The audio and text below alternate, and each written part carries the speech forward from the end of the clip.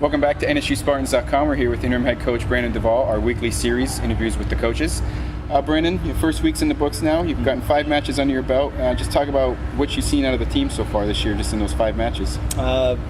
Team's pretty resilient. I mean, we're very young, but a lot of experience. So a lot of the freshmen we knew were coming in were at the level that we needed them to be, because we knew that we're going to have a lot of our incoming class to start right away.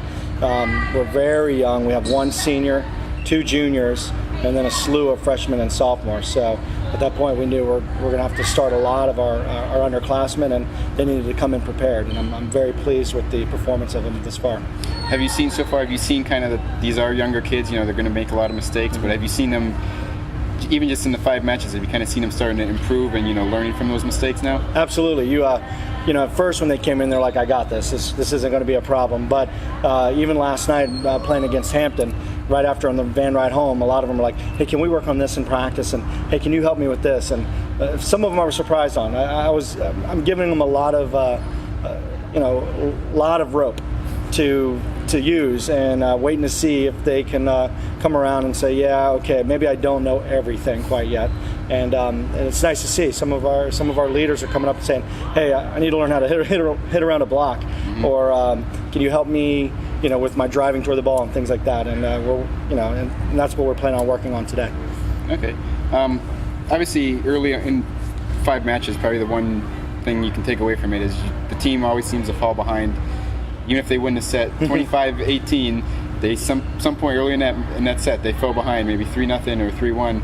Just talk about how resilient this team just has been to be able to come back from those deficits time after time again. Right, and I would like to say that we wouldn't want to do that all the time, but I guess if we have to, it's nice to know that the girls continue to push forward and never get down on themselves. There's a lot of moments where when we're down 8-2, I can name countless of moments we were down so far in this young season, but to see them be able to keep composure and continue to push forward, and last night it's a great example. We're down 2-1 matches.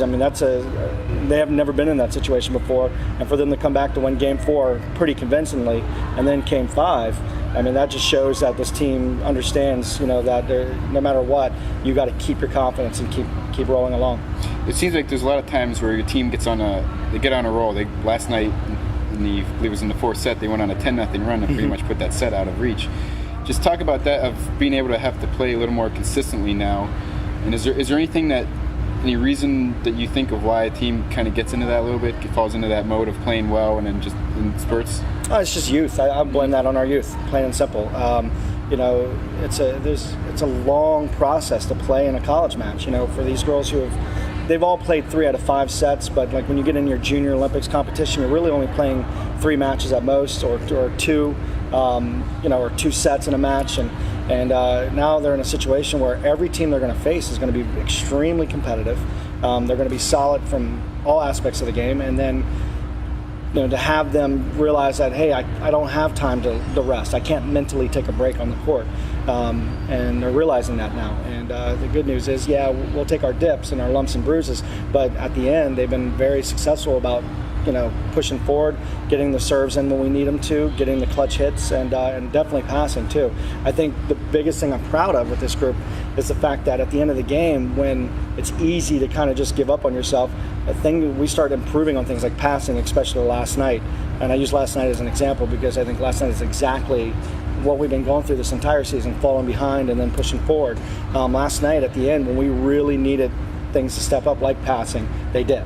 And that's why we were able to win the 5th set on that one. One thing we've noticed so far with the team is they play in spurts. They play good spurts. Like last night against Hampton, they had that 10-0 run to pretty much put that 4th set out of reach. Then there's other times when the other team will score 8 points in a row or something like that. Let's talk about what it takes to have the team play more consistently throughout the match.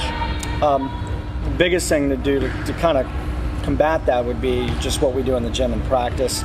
Really working hard on setting up drills and setting up game-like situations where they're forced to make plays when they need to, getting the side out the moment we need it right away, nailing that pass, getting the ball into the hands of our best hitter at that moment.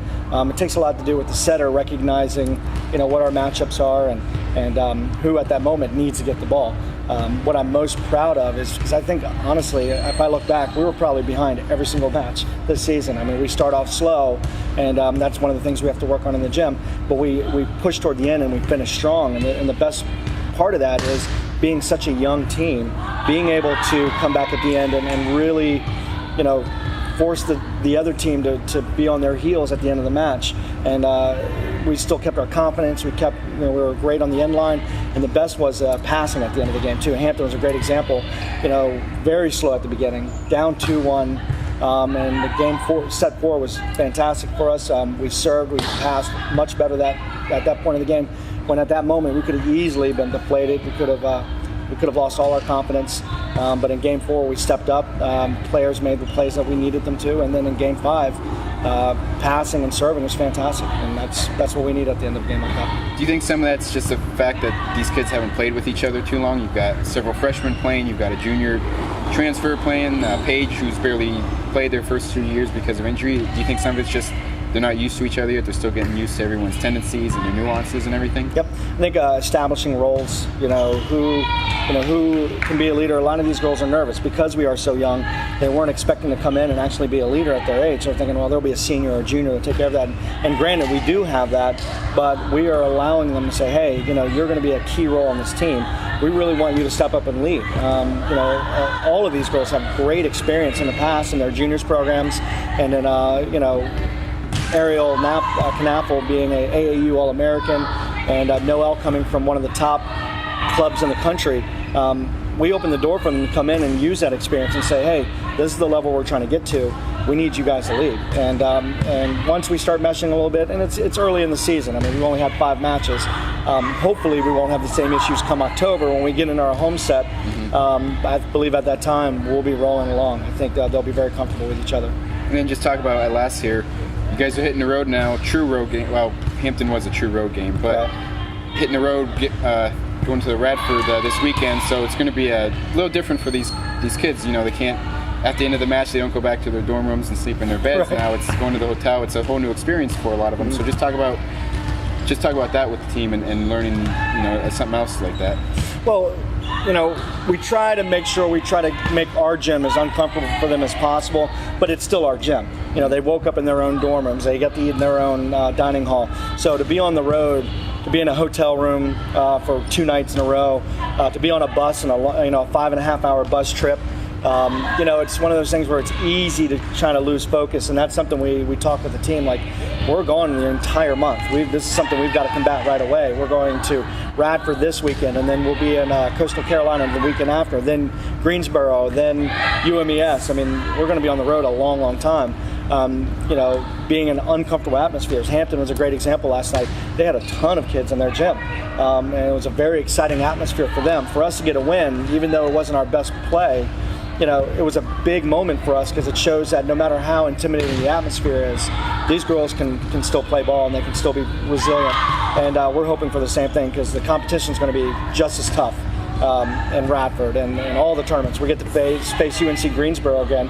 It's going to be a very tough competition. Probably one of our, even though it was a loss for us, it was probably one of our best matches because it really proved to the girls, especially our young girls, that you got to come and play. And the worst part for that one is we're going to be at UNC Greensboro now, so it'll be a foreign territory on their court. Once again, riding a bus, staying in a hotel. So it's something these girls are going to have to get over really, really quick because these are matches that we expect to go and win. So Spartans are 3-2 on the season so far, heading out to the Radford tournament this weekend before heading out for another 2 more weekends after that on the road. For all your information on NSU volleyball, check out NSUSpartans.com.